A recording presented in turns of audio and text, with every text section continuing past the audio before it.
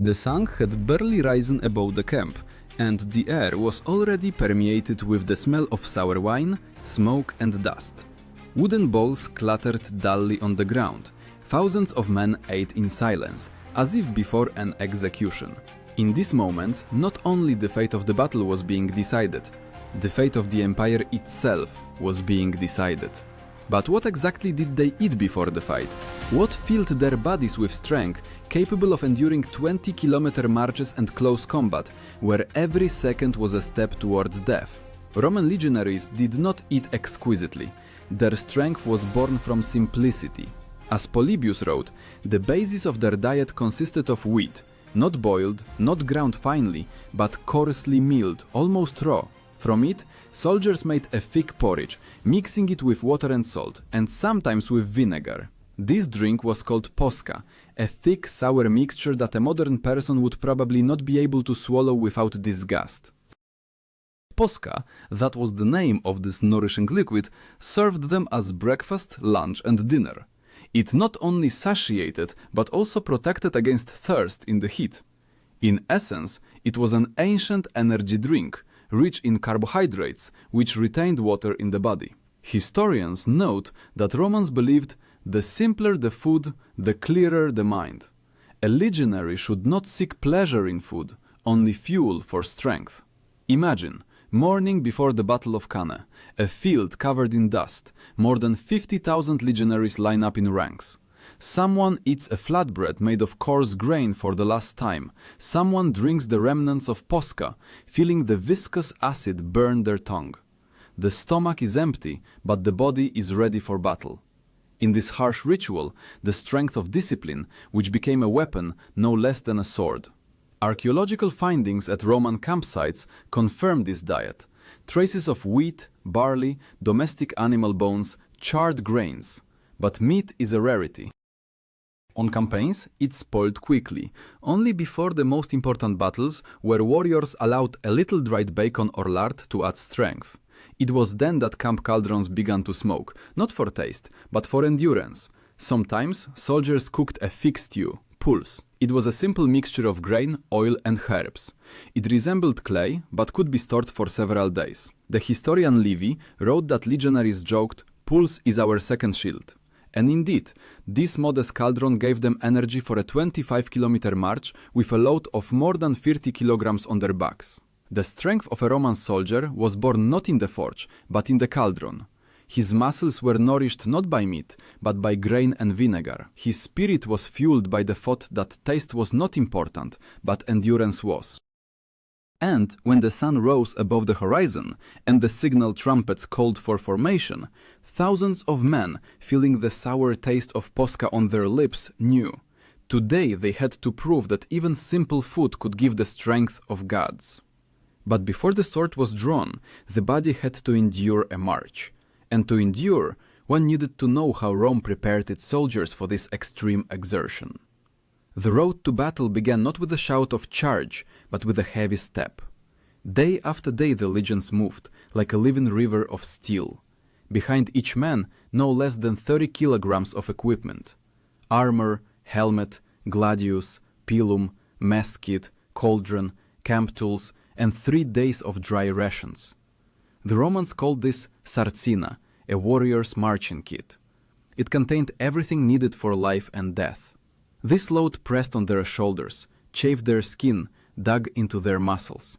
But no one complained, because sarcina was not just a burden, it was a symbol of independence.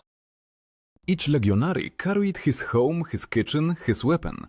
Caesar wrote that only he who could carry the sarcina without complaint was worthy of being called a soldier. Modern military training programs hardly come close to this endurance. 25 kilometers a day through dust and heat with a full load, an ordinary march, not a feat. Before setting out on a campaign, the centurion walked through the ranks and personally checked whether everyone had taken their share of grain. Wheat was sacred. Without it, there was neither strength nor spirit. It was issued strictly, by a measure known as a modius, about 8 liters per week. A soldier had to grind the grain himself between stones, bake flatbreads or cook pulse. This process didn't just satiate, it attuned. Hands grinding the grains seemed to remember the land for which they were about to fight. The aroma of roasted grain mingled with the smoke of campfires, the creak of straps, the ringing clank of metal against metal. In the mornings, warriors ate quickly, about 5 minutes, no more. The taste was monotonous, but a deliberate purpose lay hidden within it. Romans believed that variety in food made the soldier weak, corrupted the body and will. The historian Vegetius wrote, "The strength of the legion lies in its abstinence." To us, accustomed to sweet coffee and a hot breakfast, this seems harsh, but it was precisely such asceticism that created an army which conquered half the world. Before battle, legionaries usually received an increased ration, more salt, a little cheese and wine. Not for pleasure, salt retained water and sour wine helped avoid infections and imparted a feeling of vigor. This drink was called vinum acetum, wine diluted with vinegar. To a modern person it would seem spoiled, but in the Roman camp it was the taste of survival. Livy wrote that even on the hottest days, legionaries preferred acetum to pure water, because a body nourished by it does not burn from the sun. Before battle, all meals adhered to ritual. After the trumpet signal, men ate in silence. Junior officers ensured no one ate too much. Heaviness in the stomach was considered an enemy of speed. Therefore, portions were tiny, but caloric. A flatbread, cheese, a sip of wine, and that was all. The rest was strength of spirit. Archaeological findings in Carthage and at the sites of camps near Alesia confirm the presence of special marching meals and cauldrons. This suggests that food preparation was centralized. In large detachments, special cooks, coctores, were appointed, but more often, each contubernium, a group of 8 men, prepared their own food. In their cauldron, pools boiled, as a symbol of brotherhood. 8 bodies, 8 voices, 1 energy. When dawn painted the horizon, hundreds of cauldrons began to cool. The smell of ash and sour wine mingled with the scent of leather and metal. Warriors stomped out the embers with their feet, hoisted their sarcinas, and the column moved again. Each step measured the time until the fight, each breath a memory of the last spoonful of porridge. Some historians debate whether such a meager diet could truly sustain a legionary's strength, but findings of human remains with dense bone structure and developed musculature show, yes, the body adapted. Romans pushed the limits of human capability. Their bodies became machines where every calorie was utilized perfectly. And yet, even this man of steel knew, before battle, food was not just fuel, it was a ritual. Not only the strength of the body depended on it, but also the clarity of thought. Therefore, on the morning of the decisive day, when the earth trembled from the march and dust obscured the sky, legionaries ate not for taste, but for the memory of Rome. It was at this moment that the main test began. Not the taste of food, but the taste of fear. Because now every step brought them closer to the place where blood would mix with sweat, and the sour taste of Posca would be the last thing a soldier felt, falling into the dust under the Italian sun. The heat of the midday sun melted the air above the field, and even breathing became heavy, as if the world itself resisted the approaching battle. Legionaries moved in dense columns, step by step, in helmets reflecting the light like tiny mirrors. This sound, rhythmic, dull, like the heartbeats of a giant, was the music of Rome. They marched not just to war, but towards their destiny, and in this moment it was being decided whether they would have enough strength given by modest food and iron discipline. When the vanguard reached the boundary, the last pre-battle pause began, short, almost sacred. Centurions gave the order to halt, build camp, and fortify the perimeter. This was mandatory even on the day of battle. Without a camp, there was no order. Soldiers dug a ditch, pitched tents, lit fires. At this moment they ate for the last time before the fight. The menu remained unchanged. The same pools, the same flatbreads, the same posca. But it was here, in the silence before the roar, that this simple meal transformed into a ritual. As Tacitus wrote, a warrior, partaking of food before battle, already shares it with the gods. The sour smell of posca rose into the air, mingling with the aroma of oil and iron. It was the smell of approaching death and strength simultaneously. Sometimes centurions allowed a little fat or cheese to be added to the stew, so that the stomach would not clench from fear. This moment reminded them of home, of bread, of family waiting somewhere hundreds of miles away. But no one was allowed to relax. Even while eating, a soldier kept his weapon with him. Not a single fork, not a single sword could be left unattended. Here, another element of Roman preparation appeared, the signum.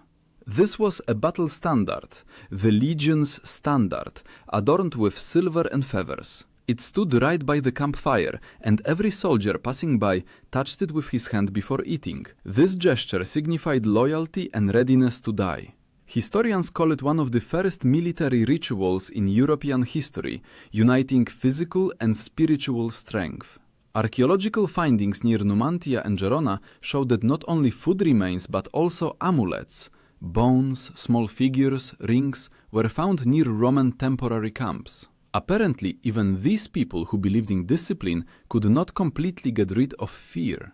Each ate, keeping with them the memory of home and the hope that this day would not be their last. When the signal trumpets called for formation, warriors lined up by centuriae, in 8 ranks. The sun reflected off the metal, blinding their eyes. The air trembled with tension.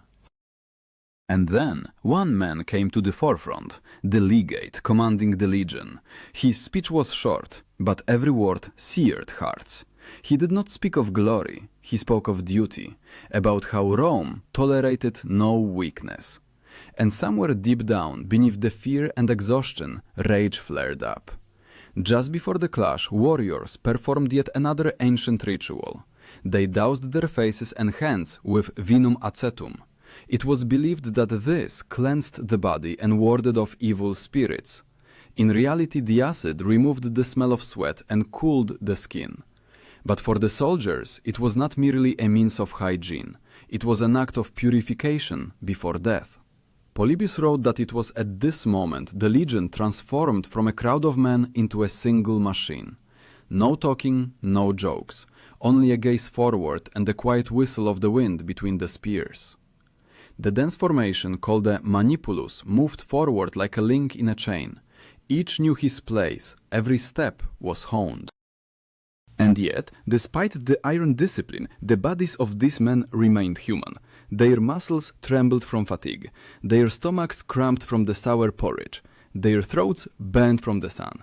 But fear gave way to a strange calm, for they knew everything that could be done had already been done. Food eaten, rituals performed, orders given. Now all that remained was to go forward. When the first trumpet signal sounded, the air seemed to explode. Shields rose, spears lowered. And then, he who had recently chewed a dry flatbread transformed into a part of an unstoppable machine. Every cell of the body, nourished by posca, worked towards the strike. Slight hunger turned into adrenaline, acid into strength, and fatigue into desperate resolve. This was the secret of Roman food. It did not provide pleasure, it turned a man into a mechanism. Simple food that cultivated will, vinegar and grain that gave birth to an empire. And when the first rank clashed with the enemy, it seemed that the very ground beneath their feet trembled from the rhythm of their hearts beating in unison with iron and the memory of the last spoonful of porridge. But even after victory, the taste of this food did not disappear. It remained on their lips, in their bodies, in their memory. For ahead lay a long journey back, and where swords ended, another battle began. The battle for survival on the march, where food once again became salvation. After the battle, the world grew strangely quiet. Dust settled like a shroud, the smell of blood mingled with smoke, and even the wind moved slower. The Roman legion did not celebrate victory with a feast. On the contrary, the first order after the battle sounded sternly: gather the wounded, restore the camp, and prepare food. Food once again became a sacred act, only now, not before death, but after it. And it was in these moments that the true essence of Roman discipline was revealed. Those who survived were met with the same meager diet: grain, salt, a little oil and wine. Meat was allowed only to those who distinguished themselves in battle. This was not a treat, but a reward. Romans believed that excessive satiety made the body lazy. Therefore, even after victory, they ate sparingly. Caesar wrote that the best warriors of his legions ate as if the battle was still ahead. At this moment, annona, the army supply system, acquired special significance. This word meant not just the delivery of provisions, but an entire logistical machine, without which the Roman Empire would not have existed. From tribunes to simple porters, everyone knew that annona sustained the legion's breath. Caravans of mules stretched for tens of kilometers, laden with sacks of grain, olive oil and amphorae of wine. The loss of even one such column could doom an entire army to hunger and defeat. In the midst of a summer campaign, when the heat turned the field into scorching stone, soldiers began to suffer more from thirst than from wounds. Then Posca came to the rescue again. Warriors mixed it with cold stream water, creating a sour drink that quenched thirst better than any pure water. The historian Appian wrote that wine diluted with vinegar saved many from death under the sun. After the battle, soldiers ate directly on the ground. Cauldrons boiled between rows of shields arranged in a semicircle, thus creating temporary walls. This improvised table was a place where victory acquired a taste, but not sweet, rather heavy, metallic, with a hint of blood and dust. Food here was not a reward, but a reminder. Tomorrow everything could repeat itself. In these moments, the true symbol of Roman resilience was revealed, the contubernium. This word denoted a group of 8 soldiers who lived and ate together. They were bound not only by orders, but also by bread, shared equally. The contubernium was a small brotherhood within the great mechanism. If one fell, the others shared his portion so that no measure of grain would be wasted. This is how Rome understood camaraderie, through the sharing of food and labor. Archaeological findings in Britain and Gaul showed that even centuries later, legionaries followed this principle. Common hearths and stone querns were discovered at campsites, from which it could be determined that every 8 men ground grain together. This simple routine united them more strongly than oaths, for behind every cauldron stood a life that depended on another. When night fell, the smell of smoke and bread rose over the camp. The faint glow from the embers reflected in the eyes of the tired warriors. They ate in silence, listening to the distant moans of the wounded. The taste of Posca was the same, but now it seemed different. In it, there was a sense of gratitude for being alive. He who fought with a sword by day held a wooden spoon in his hands by evening, and this was a return to humanity.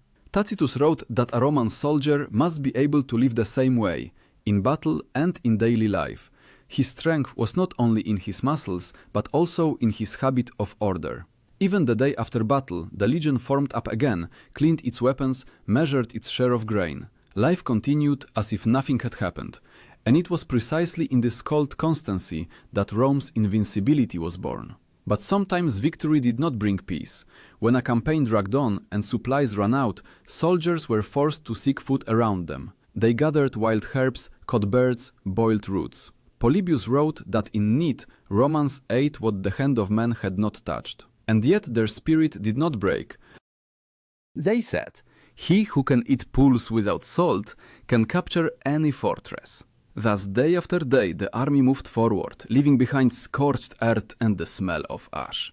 And every evening the cauldron boiled again. Posca was poured again. Again 8 men shared bread, as if sharing life. Their food was meager, but from this meagerness, greatness was born. For Rome was built not on gold, but on grains boiled in the dust of war. But it was precisely then, during long campaigns, that another side of this strength first manifested. Exhaustion, which could destroy even a legion. And to endure, the Romans devised what would later be called the diet of the gods, a special way of eating before decisive campaigns. When war became endless and campaigns lasted for months, Roman commanders understood. A legionary's strength depended not only on his sword, but also on his food. It was then that a special preparation before major battles emerged, a regimen that historians would later call the Diet of the Gods. This was not a celebratory feast.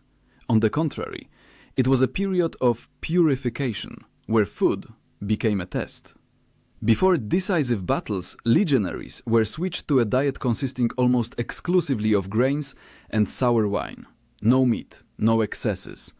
The goal was simple: to cleanse the body of excess fat, to make it light, but strong. As Vegetius wrote, a warrior must go into battle with an empty body, but with a heavy heart. Vinegar and grain acted as fuel, crude, simple, but reliable. Modern physiologists would confirm precisely such a diet, rich in slow-release carbohydrates, allows energy to be maintained during long marches. Centurions carefully monitored who ate what. Any attempt to secretly obtain meat was considered a sign of weakness. A transgressor could be deprived of part of his ration or even punished with a whip. But most soldiers didn't even try. For them, food was an extension of discipline, part of an internal order, where every piece of bread reminded them of their duty. Before the Battle of Alesia, about which Caesar himself wrote, legionaries ate only wheat and pulse for weeks. Supplies were on the verge of collapse, the enemy surrounded them, but the army's spirit did not waver. Warriors joke that a Roman can fight on an empty stomach if he has a handful of grain. This was not bravado, but reality. Simple food accustomed them to patience, turning them into people capable of enduring pain without a cry. It was then that the concept of panis militaris, military bread, also emerged. It was baked on embers, was hard as stone, and could be stored for weeks. They dipped it in acetum to soften it, and ate it right in formation. Essentially, it was the prototype of modern dry rations. Archaeologists found such flatbreads in Pompeii and Roman forts in Britain, grayish-brown, with a baked crust and the smell of smoke. They survived centuries, as if a reminder of what fueled the empire's strength. A legionary's food was not only a physical, but also a spiritual tempering. Every piece of bread was a promise to oneself not to surrender. Every sip of sour wine was a reminder that life is short and Rome is eternal. And when the army formed up in battle order at dawn, this internal energy was felt in every movement. At that moment, the Roman formation came alive. Steel helmets glinted under the sun, shields closed ranks into a living wall. Warriors raised their pila, and a quiet clang of metal ran through the ranks. This was not just a formation, it was a ritual of strength. The formation was called testudo, which in Latin means tortoise. Soldiers interlocked their shields over their heads and at their sides, forming an impenetrable dome. Inside, it was dark, stuffy, smelling of sweat and iron, but no one flinched. And it was here that the true significance of their diet became apparent. Without a light stomach, without heavy food, such a formation simply would not have endured. Inside the testudo, one had to stand for hours without moving, under a hail of arrows and stones. Fatigue from food could become deadly. Therefore, Romans ate in such a way as to be ready for this ordeal. Food and tactics merged into one, becoming a weapon. Tacitus noted that Roman armies could endure continuous operations longer than any opponents, precisely because of their nutrition. Their energy did not depend on meat supplies or provisions from the market. They could march for weeks, subsisting on grains and salt. This made them unpredictable and invulnerable. On the night before battle, a special silence reigned in the camp. Warriors sat by the embers, breaking bread, moistening it with wine. Someone whispered prayers, someone sharpened a blade, and in this moment, between hunger and fear, between smoke and stars, what would later be called the Roman miracle was born, an absolute readiness for death, for the sake of duty. When the trumpets announced the beginning in the morning, legionaries rose like a single organism. The pulse, eaten at night, gave energy, the sour wine, determination. Every step was precise, like the movement of a machine. And when the ranks closed into a testudo, enemies saw not people, but something more, a force fueled not by meat, but by will. Thus the Roman diet, created out of necessity, transformed into a symbol of power. But after glory came a new stage, the return home, when warriors tasted ordinary food for the first time in months. And it was then that they realized that the taste of victory was not a feast at all, but a memory of simple grain that gave them immortality. Returning from a campaign was the strangest time for a legionary. The body was accustomed to deprivation, the stomach to meager food, and the soul to constant anxiety. And suddenly, the smell of fresh bread, olive oil, roasted meat. All of this seemed almost indecent after months of posca and pulse. In Rome, a triumph was held in honor of the victors, a procession along the sacred way, flowers, crowds, wine. But the soldiers themselves often felt revulsion towards abundance.